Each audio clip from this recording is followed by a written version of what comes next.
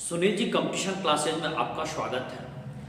आज मैं आपको रेलवे ग्रुप डी की वैकेंसी के बारे में बताने जा रहा हूं जो आजकल में निकली है।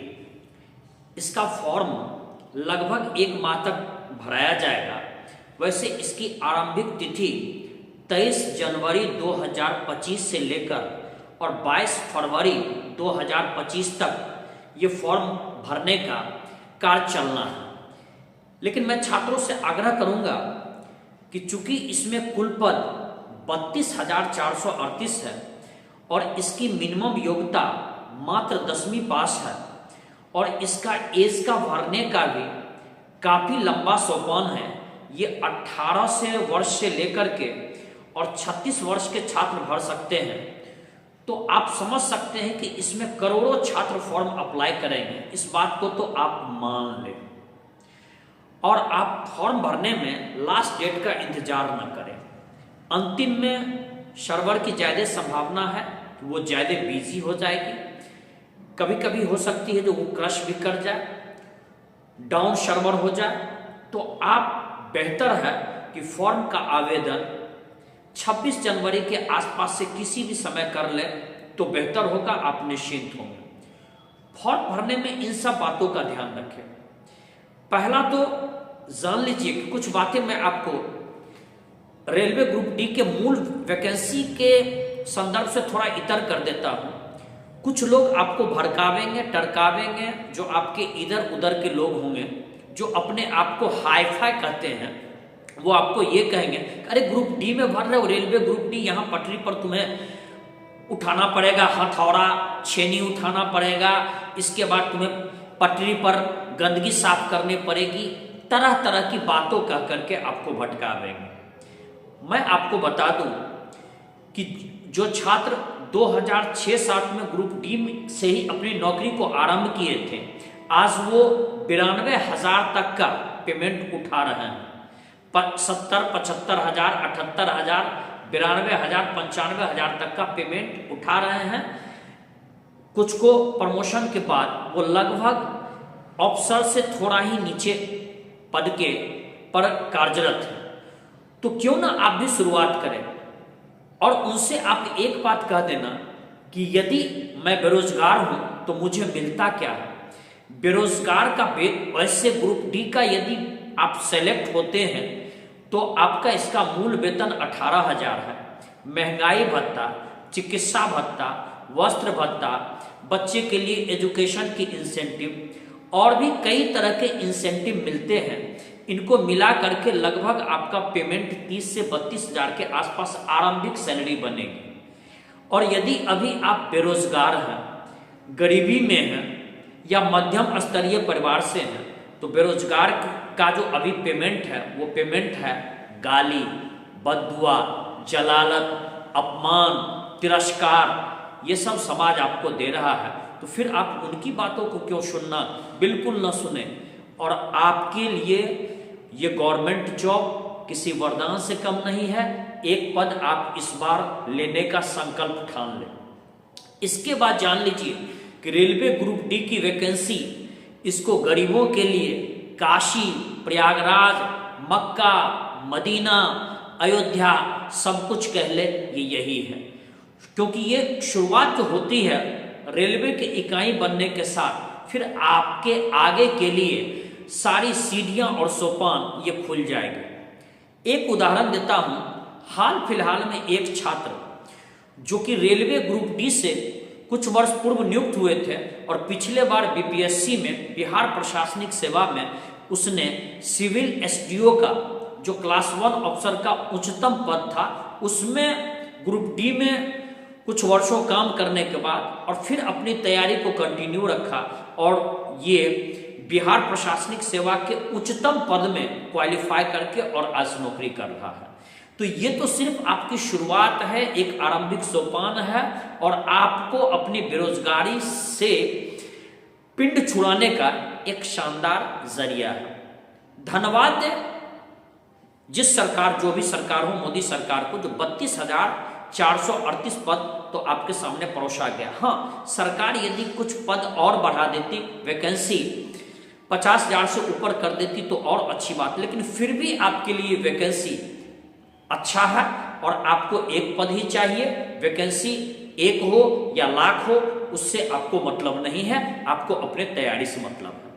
अब जब फॉर्म भरेंगे तो किन बातों का ध्यान रखेंगे, तो आपको ध्यान रखना है कि इसमें हम किस बोर्ड का चयन करें या किस जोन का चयन करें, ये बहुत ही महत्वपूर्ण बात है।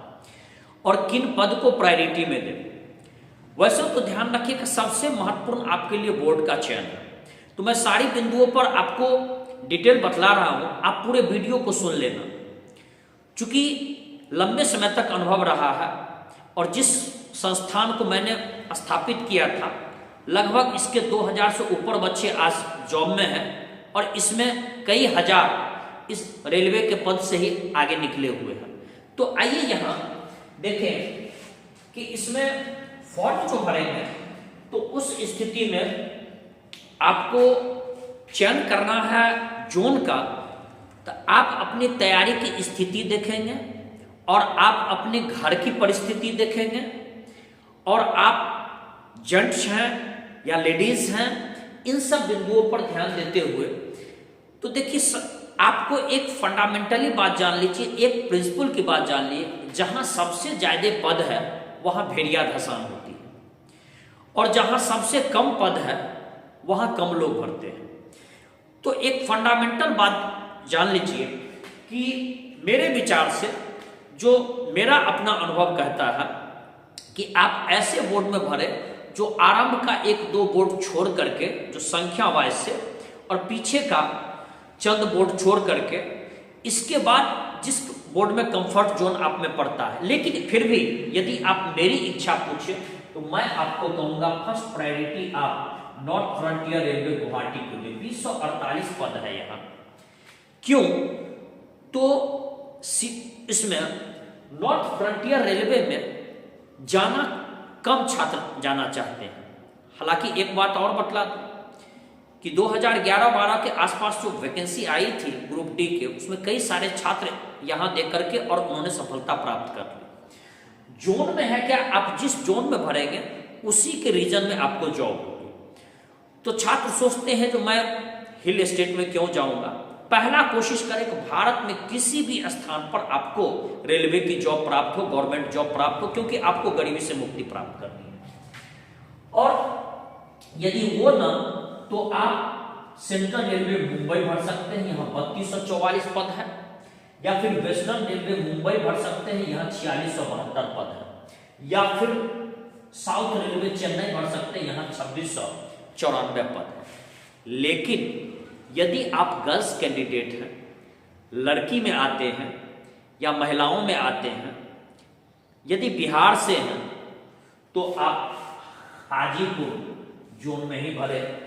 इसके लिए एक बात जान लें, ये तो तय है कि इन सब बोर्ड का कट ऑफ काफी ऊंचा जाता है। हाजीपुर, दिल्ली, चंडीगढ़ ले ले, प्रयागराज ले ले, रांची ले ले, कोलकाता ले ले, इन सब का कट ऑफ काफी ऊंचा जाता है। और 2 बोर्ड के तो बारे में जान लीजिए कि पटना और या जिसको हाजीपुर कहते हैं और दिल्ली, इनका कट ऑफ काफी ऊंचा रहता है। क्यों?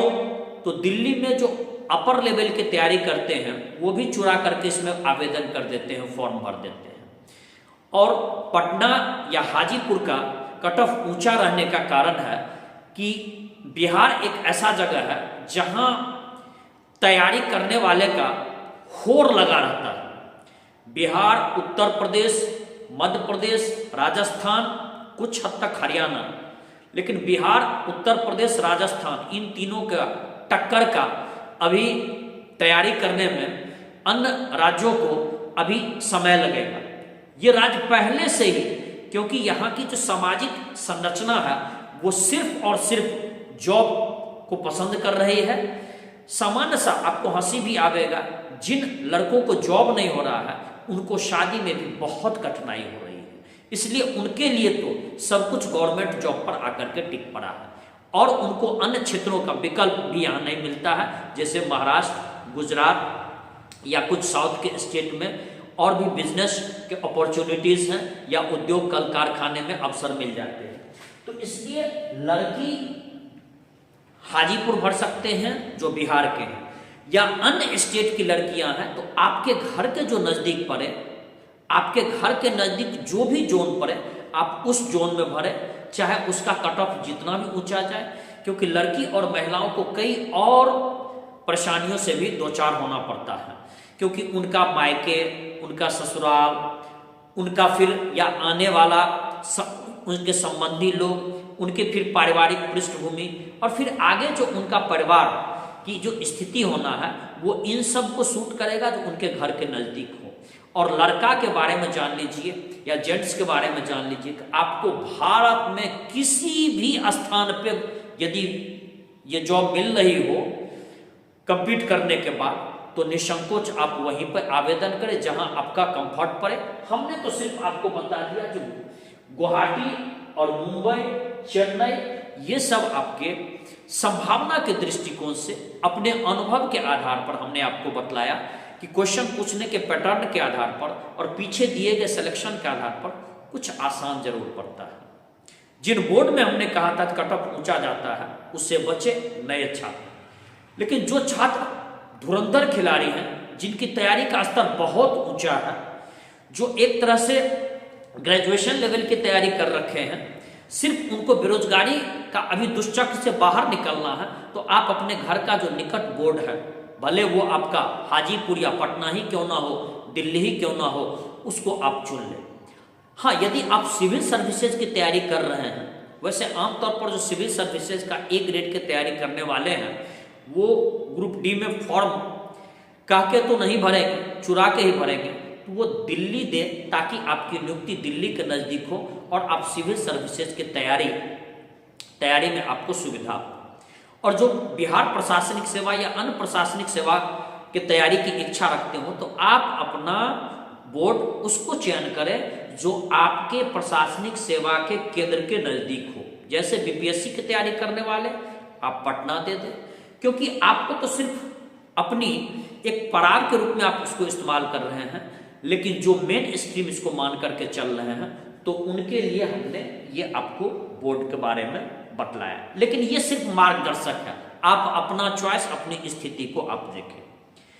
इसके बाद ध्यान रखिएगा कि जब आप इसमें किस पोस्ट के लिए जाएं, तो पोस्ट 14 दिया हुआ है, आपको 14 पोस्ट की प्रायोरिटी भरनी है।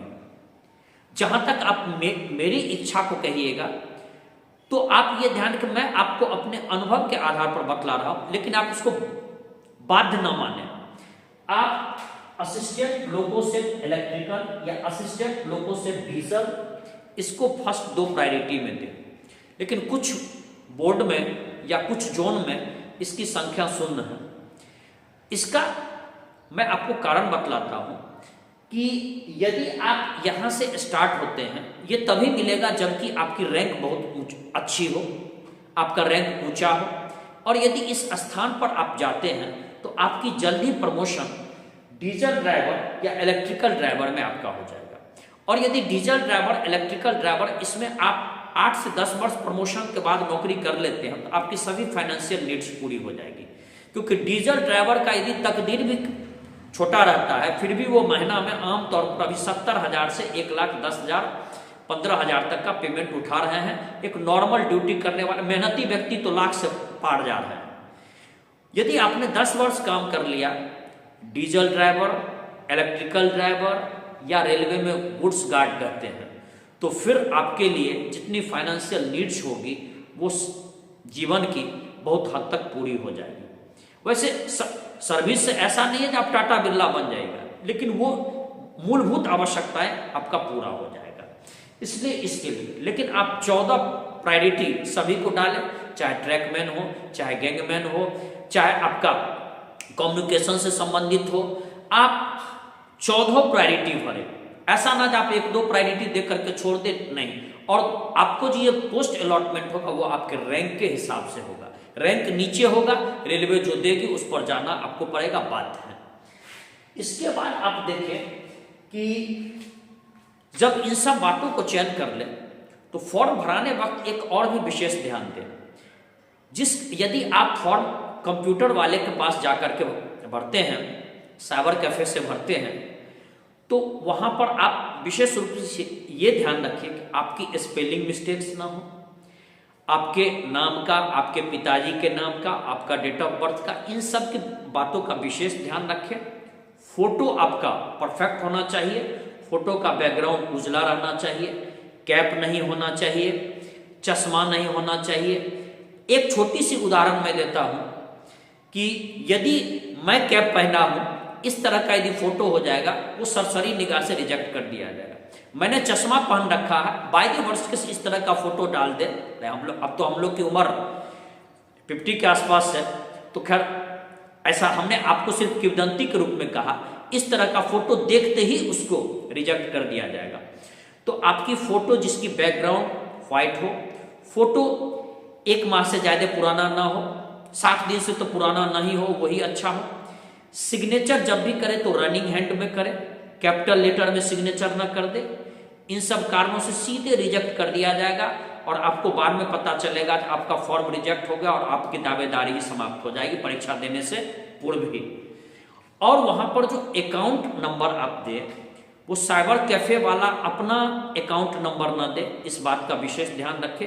क्योंकि यदि आपको फॉर्म भरने में 500 रुपया लगता है, तो उसमें 100 रुपये काट करके जनरली सरकार लौटाती है। आपका अपना अकाउंट नंबर होगा तो आपके ही अकाउंट में पैसे वापस जाएंगे, और आपका अपना अकाउंट नंबर नहीं होगा, साइबर कैफे वाले का होगा, तो फिर उसके अकाउंट में जाएगा और ये आपके लिए सिरदर्द हो जाएगा। आप अपना ही अकाउंट नंबर डालें। वैसे मेरे विचार से दूसरे का अकाउंट नंबर रेलवे को लेना भी नहीं चाहिए, क्योंकि आधार कार्ड का जब लिंक वो ले रहा है तो लेना भी ना चाहिए, लेकिन फिर भी आप इस विशेष बात का ध्यान रखें। अब तैयारी कैसे करेंगे, इसके लिए मैं आपको आगे वीडियो बनाता रहूँगा, और मैं आपको ये भी नहीं कह रहा हूँ कि आप अमुक के यहाँ कोर्स ज्वाइन कर ले, मेरे यहाँ कोर्स ज्वाइन कर ले, जी नहीं। मैं आपको कुछ ऐसी आधारभूत बातें बतलाऊंगा जहां पर आपका चयन बिल्कुल सुनिश्चित होगा। तो इसी के साथ मैं वीडियो समाप्त कर रहा हूं, और आप सभी छात्रों को मेरी तरफ से ढेर ढेर शुभकामनाएं, और आपका एक पद निश्चित हो। 32,438 पद में, यही मेरी कामना है। जय हिंद।